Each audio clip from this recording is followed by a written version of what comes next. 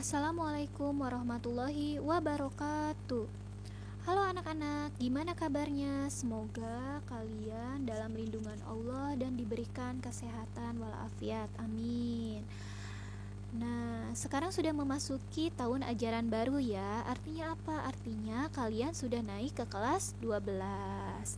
Kalian sudah kenal kan dengan ibu sebelumnya? Pasti dong kenal. Walaupun kalian belum pernah diajar sebelumnya, tapi kalian pasti kenal dengan ibu. Nah, nama Ibu Irma. Ibu mengajar sebagai biologi. Kita lanjut ya ke materi. Materi pertama yaitu tentang pertumbuhan dan perkembangan tumbuhan. Nah, apa sih perbedaan pertumbuhan dan perkembangan? Nah, di sini ada gambar dua. Ada gambar pertumbuhan dan perkembangan ya. Ada pertumbuhan dan perkembangan. Pertama di situ ada gambar pertumbuhan. Pertumbuhan itu diawali dari balita, anak-anak, remaja, lalu menjadi dewasa, lalu menjadi tua. Setelah tua menjadi manula. Nah, itu yang dinamakan dengan pertumbuhan. Gambar di samping ada perkembangan. Beda dengan perkembangan. Perkembangan itu identik dengan pendewasaan. Kalian pernah ngedengar gak sih ada orang yang ngomong, "Ih, kamu pemikirannya dewasa banget ya." Nah, itu adalah perkembangan. Perkembangan diawali dengan balita. Setelah balita menjadi anak-anak, setelah anak-anak menjadi remaja, setelah remaja menjadi dewasa. Itu adalah perkembangan. Nah, jadi perbedaan antara pertumbuhan dan perkembangan adalah pertumbuhan dapat diukur secara kuantitatif karena mudah diamati. Adanya perubahan jumlah dan ukuran dan dapat dinyatakan dengan angka dan grafik.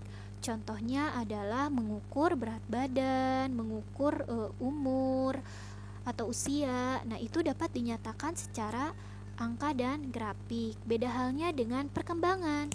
Kalau perkembangan itu tidak dapat dinyatakan secara kuantitatif melainkan secara kualitatif. Karena terjadi perubahan menuju tingkat kedewasaan atau pematangan organisme. Sampai di sini paham ya perbedaan antara pertumbuhan dan perkembangan. Lanjut. Proses pertumbuhan dan perkembangan tumbuhan dibagi menjadi 3, yaitu tipe perkecambahan, pertumbuhan primer, titik tumbuh akar dan titik tumbuh batang. Lalu ada pertumbuhan sekunder, yaitu kambium. Kita bahas satu-satu ya. Pertama kita akan membahas tipe perkecambahan. Tipe perkecambahan dibagi menjadi 2, yaitu ada epigeal dan ada hipogeal. Epigeal, epi itu artinya di atas. Epi itu artinya di atas. Jadi epigeal itu adalah kotiledonnya berada di atas permukaan tanah ya. Kamu bisa ngelihat dari gambar yang ibu tampilkan. Kotiledon yang epigeal itu ada di atas permukaan tanah. Di antara daun dan kotiledon di situ di antara yang ini ya. Di antara itu kotiledon yang coklat.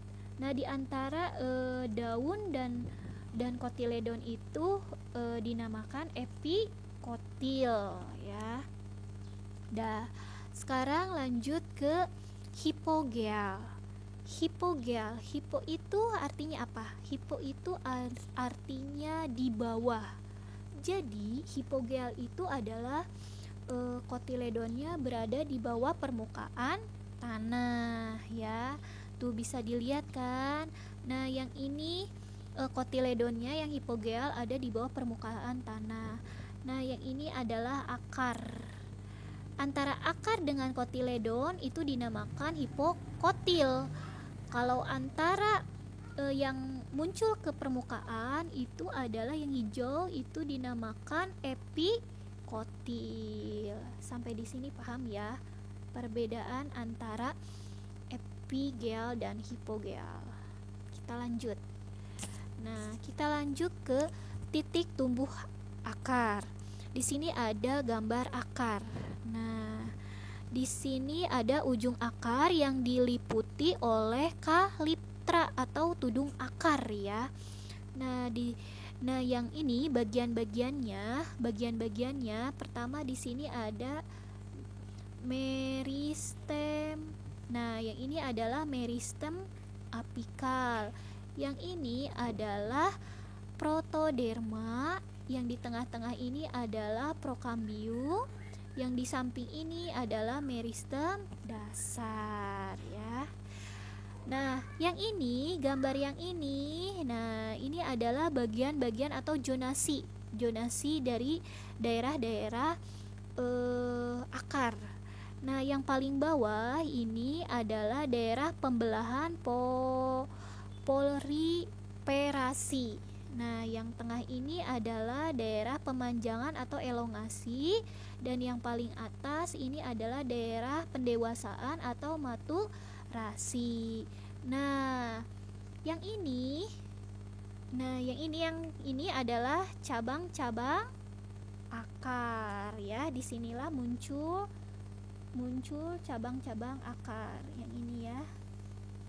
Dah paham ya. Sekarang kita lanjut ke titik tumbuh batang. Titik tumbuh batang. Di sini ada gambar penampang melintang batang ya. Penampang melintang batang. Nah, yang paling atas ini adalah zonasi merismatik. Nah, zonasi merismatik terdiri dari tunas daun dan meristem apikal. Yang di tengah-tengah ini adalah zona pemanjangan. Di sini terdapat perikambium. Yang terakhir yang paling bawah adalah zona diferensiasi. Di sini terdapat yang paling atas itu atau yang paling luar adalah epidermis. Nah, epidermis ini adalah jaringan pelindung ya, berfungsi untuk pelindung bagian luar. Nah, yang ini adalah korteks. Nah, yang ini adalah jaringan empelur. Nah, yang hitam adalah silem primer. Silem primer atau silem di sini adalah berfungsi tempat mengangkut air dan zat hara. Nah, yang ini adalah yang putih. Yang putih ini yang panjang adalah floem.